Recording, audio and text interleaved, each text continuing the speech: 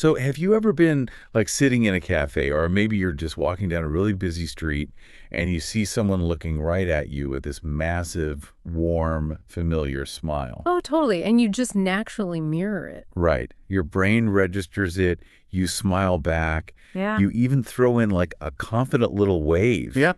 And then this very specific icy horror washes over you.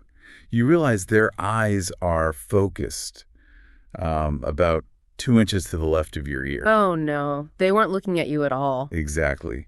They were smiling at the person standing directly behind you. It is just a uniquely devastating feeling, isn't it? The physical reaction is almost instantaneous. It really is. Like the heat rises in your cheeks and you go from feeling like the most popular seen person in the room to desperately wanting the floor to just open up and swallow you whole. That is exactly the feeling. And what do we usually do in that split second of panic? Oh, the half stretch. Yes, the dreaded half stretch. You try to seamlessly transition that enthusiastic wave into, I don't know, casually reaching up to examine a light fixture. Or aggressively scratching the back of your neck. Right, or grabbing at a non-existent cloud. It is an excruciating public performance, and nobody is ever fooled by it. No one. We all know what just happened. We all know. Yeah. Well, welcome to today's deep dive.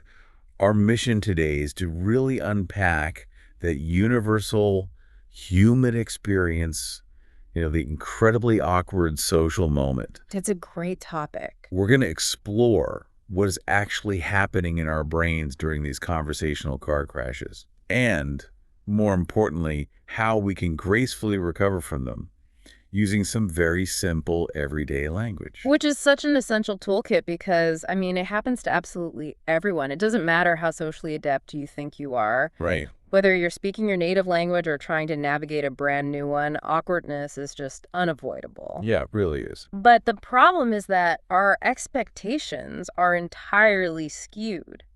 Think about how we're actually taught to interact. Like in school. Yeah, traditional language textbooks, for example, they teach these perfectly clean, robotic, highly predictable exchanges. Oh, like, hello, how are you today? Exactly. I am fine, thank you. And you? It creates this illusion that conversations are supposed to be flawless tennis matches. Right, like, you serve, I return, everything stays neatly inside the lines. But real life doesn't happen in a textbook. It rarely stays inside the lines. Real life is incredibly messy. Precisely.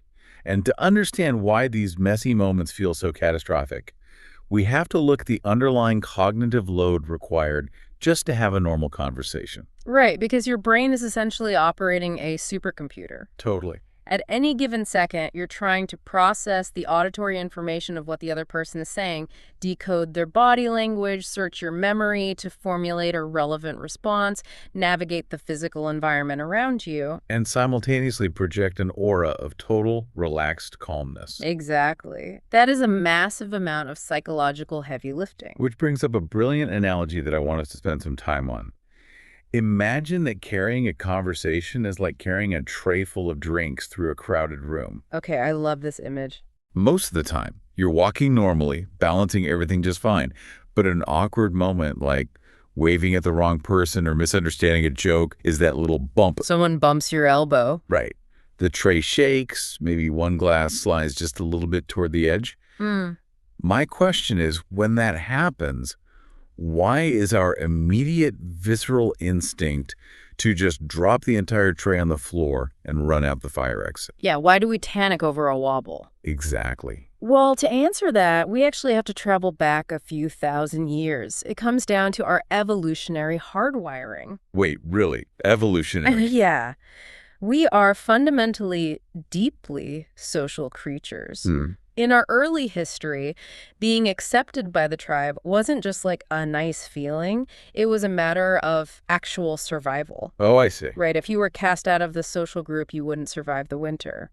So our nervous systems evolved to treat any disruption in our social flow as a literal physical threat. So any sign that we might be embarrassing ourselves or alienating the group, Exactly. When that conversational glass wobbles, your amygdala hits the panic button. Your brain screams, danger, you are losing your social standing. Wow. We freeze up because our biology is reacting to a social faux pas as if a predator stepped out of the bushes. That makes so much sense. We aren't just feeling embarrassed, our bodies are preparing for exile. Literally, yes. It really explains why these moments feel so disproportionately huge. So let's look at just how universal these wobbles really are, because some of them are absolute classics. Oh, they really are. For instance, you're at a restaurant, the waiter drops off your food and pleasantly says, "Enjoy your meal." And your brain just shortcuts and you instantly reply, "You too." Ah, yes. The classic conversational misfire. It's terrible. You realize it the second it leaves your mouth, but it's too late. The waiter's walking away, and you're left contemplating your own absurdity. Yeah. Or consider the phenomenon of forgetting someone's name exactly 2 seconds after they introduce themselves to you. Oh, that is the absolute worst. Right. You spend the next 5 minutes trying to look deeply engaged in whatever they're saying, while internally you're frantically searching your memory like a detective who has absolutely zero clues. Oh, it's exhausting. But it can get so much worse than a waiter or a forgotten name. Oh, definitely. There is this incredible scenario that illustrates how far off the rails things can go. Imagine being at a networking event or maybe a dinner party. Okay, setting the scene. You strike up a conversation with someone you are absolutely certain is named Anna. You spend 5 full minutes having this deep, thoughtful career conversation. Wow, 5 minutes is a long time. Right. You're asking incredibly insightful questions about her industry, referencing things you know about her background, doing absolute top-tier social work. You're balancing the tray perfectly, or so you think. Exactly. Yeah. You are practically gliding across the room with this tray until the woman finally pauses, gives you a polite, slightly confused smile, and says, "Actually, I'm not Anna. Anna's my cousin. I'm Julia." Oh my God. It is the complete collapse of the conversational foundation. You haven't just wobbled a glass. You've realized you're in the wrong building altogether. You've built a 5-minute conversational house on a swamp. Exactly. Now, the concept we really need to dig into here is repair language. This is the psychological safety net we use when a conversation needs a hard reset. Right. It doesn't stop you from falling off the tightrope, but it stops you from hitting the concrete. Which is crucial.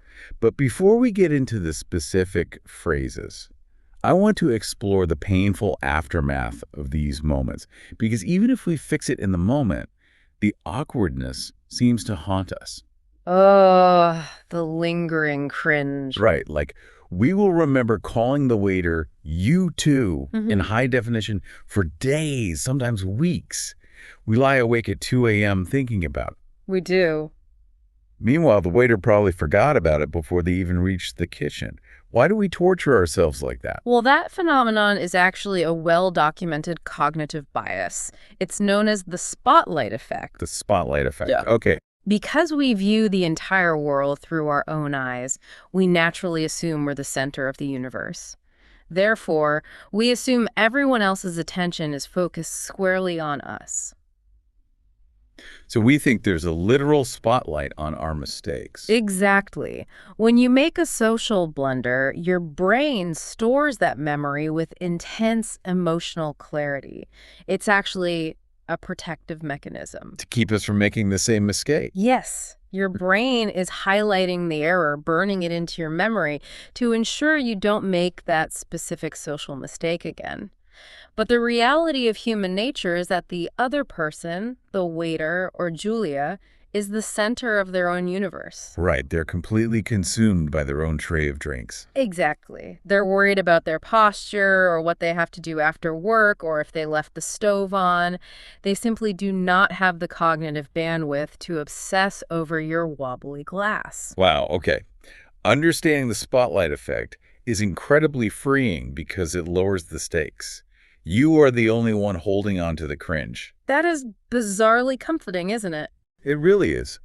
We are all just walking around in our own little bubbles of anxiety, completely ignoring everyone else's awkwardness. Pretty much.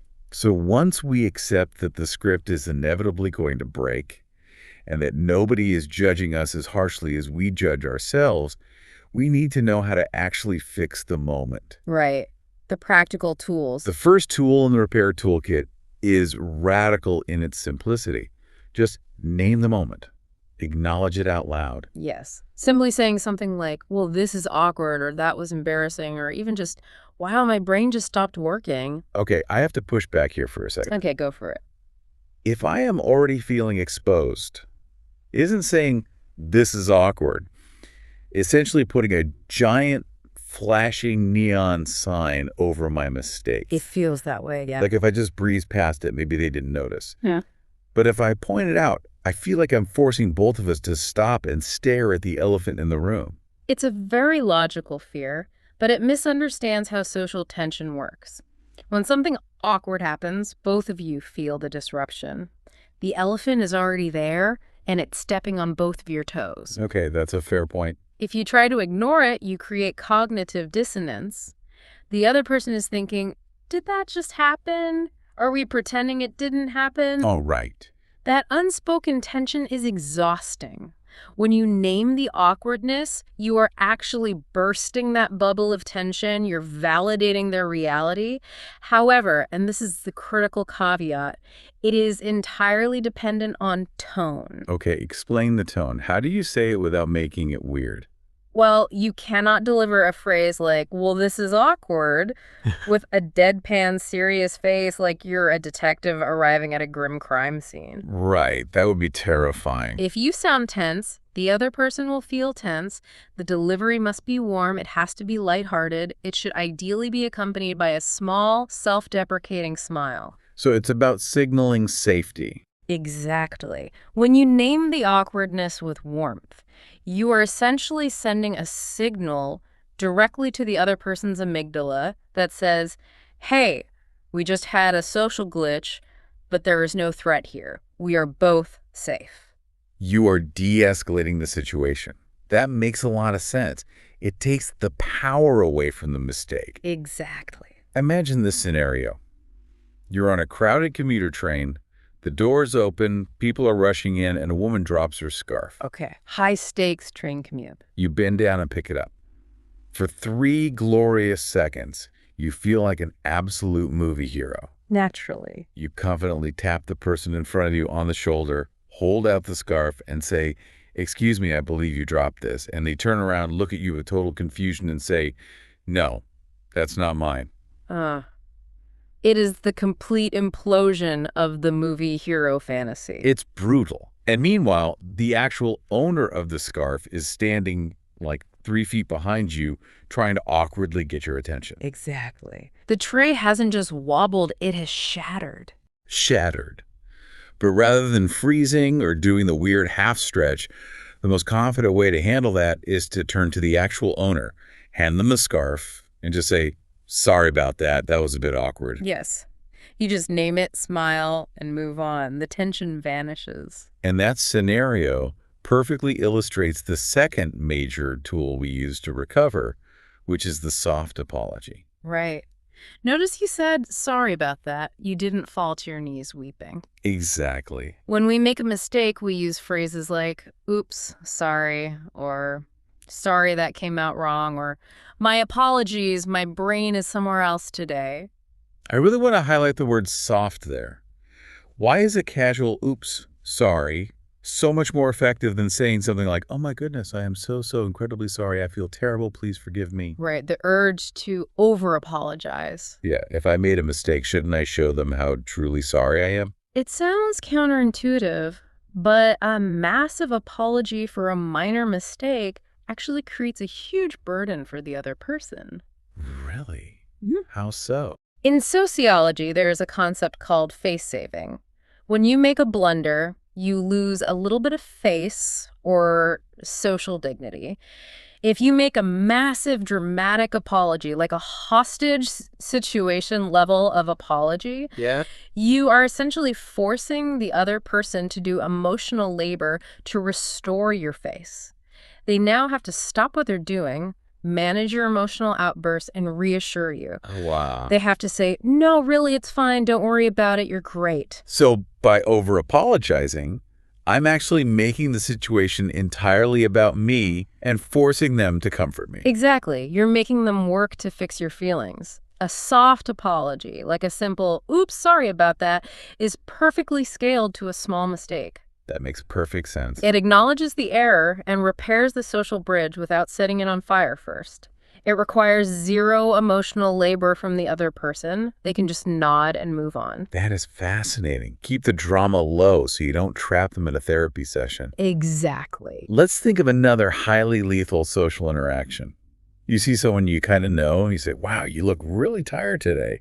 Oh, no. And they just stare at you and say, no, this is just my face. A truly catastrophic wobble. Lethal. Yeah.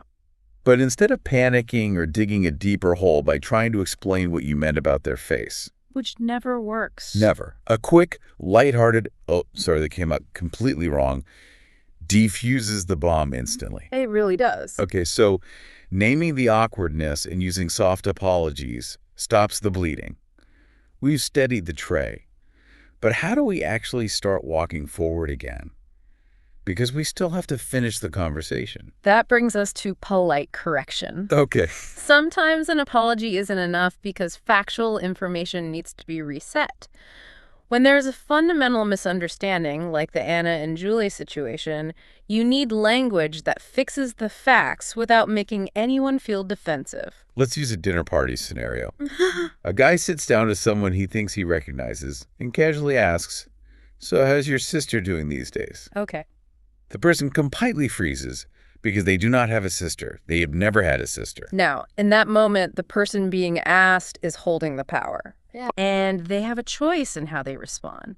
They could react defensively and say something harsh like, I don't have a sister, who do you think I am? Which instantly kills the vibe. Exactly. The tension in the room skyrockets. Or they can employ polite correction. They can gently say, I think you might have the wrong person. Which is such a graceful way to handle it. It assumes innocent intent. Yes. It turns a potential panic attack for the guy into a shared, slightly funny realization. He realizes he mixed them up, issues a soft apology, and everyone relaxes. It's polite, it's objective, and it doesn't sound accusatory. But my absolute favorite phrase for correcting a conversational skid is this one. Let me start again. I want to use this everywhere. It feels like a magic trick. It operates very much like a magic trick cognitively, because awkward moments don't just happen from misidentifying someone. Sometimes they happen entirely internally. Like when your brain just tangles your words. Exactly. We launch into a story and realize halfway through that it makes no sense, or we use the wrong tone, or our grammar just completely trips us up. Yes. When you're talking and you suddenly realize you have no idea how to end the sentence you just started. Precisely. Saying, let me start again, is incredibly powerful because it is literally giving yourself permission to take a second take. A verbal redo. Yeah. From a psychological standpoint, it clears the listener's cache. It tells them, hold on, delete the last 10 seconds, I can do this better. I love that. And the beautiful thing about human nature is that listeners are almost universally willing to give you that grace. Everyone knows what it feels like to trip over their own tongue. It is so empowering. Instead of awkwardly trailing off into silence, you take control back. Right.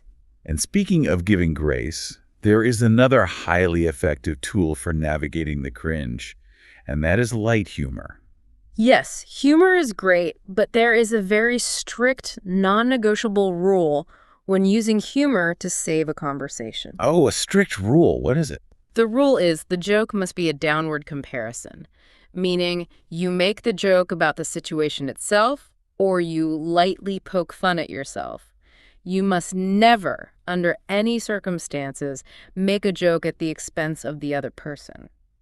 Right, because if you're already in an awkward situation and you make a sarcastic joke about the other person, you haven't saved the conversation, you've just insulted them. Exactly. You've made an enemy. The best phrase for this is so simple, just saying, well, that could have gone better. It's a wonderfully smooth, self-aware move. Yeah. Imagine you are in a group setting, maybe a work meeting, and you attempt a joke. Okay. You deliver the punchline, and it lands with a completely silent thud.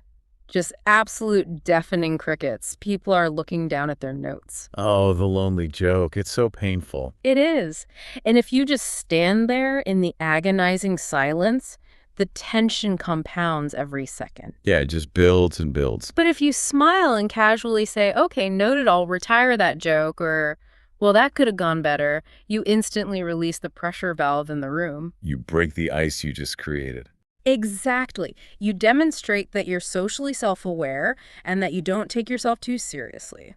You are essentially throwing yourself on the grenade, so the rest of the group doesn't have to suffer the silence. It's a very charismatic move. It really is. Okay, so we've acknowledged the elephant, we've issued a soft apology, we've politely corrected the facts, we've maybe cracked a gentle, self-deprecating joke. Check, check, check. The final step is getting the conversation completely back on track. We need bridge phrases. Because after an awkward moment is resolved, the lingering instinct is still to freeze.